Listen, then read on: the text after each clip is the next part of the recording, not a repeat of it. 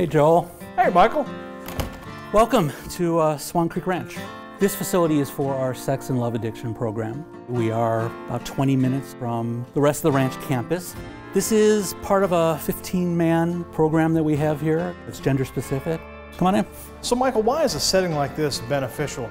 Just the luxury of being able to step outside of your real life and where addiction and stress is a part of the daily routine.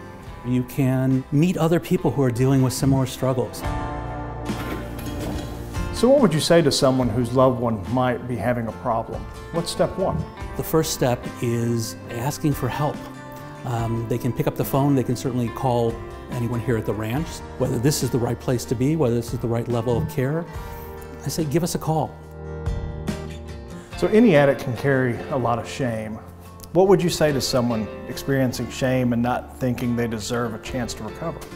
What we tell folks, first of all, is that they're in a safe place. They can share what's going on and share the concerns that they have and not be judged. And with that comes a huge reduction in shame.